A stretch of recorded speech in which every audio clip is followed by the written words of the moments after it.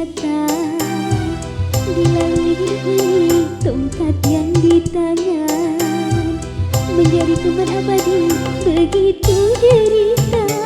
Nasib orang buta hidup di dunia di dalam gulita.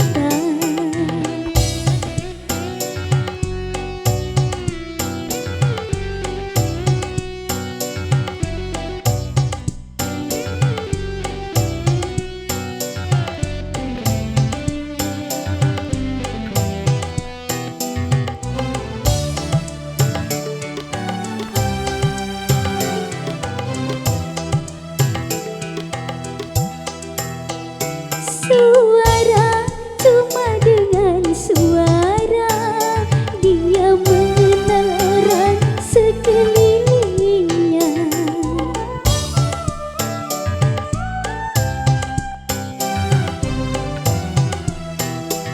Meraba, hanya meraba-raba, dia menelusuri jalan hidupnya.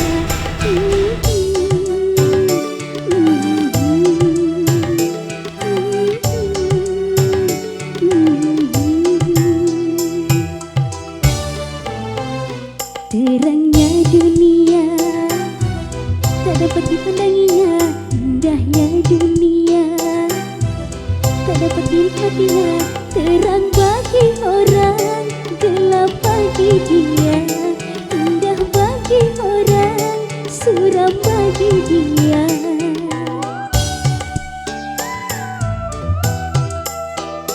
Tanpa penglihatan, dilalui hidup ini tongkat yang di tangan, menjadi teman abadi begitu derita. Nasib orang buta hidup di dunia di dalam gulita.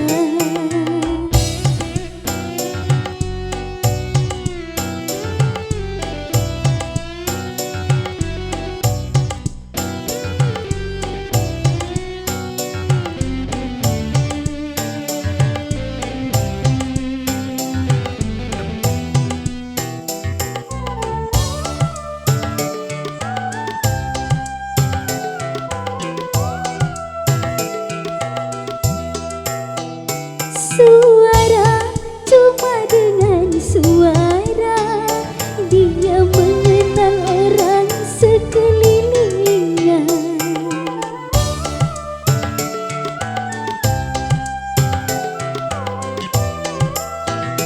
Meraba, hanya meraba-raba, dia menelusuri jalan hidupnya.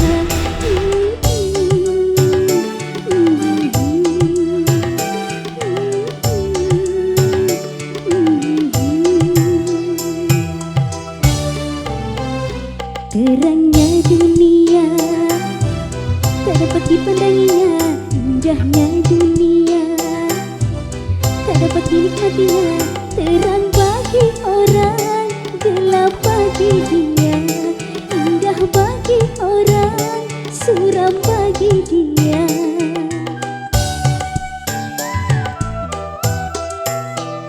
Tanpa penglihatan, dilalui hidup ini tongkat yang di tangan, menjadi teman abadi begitu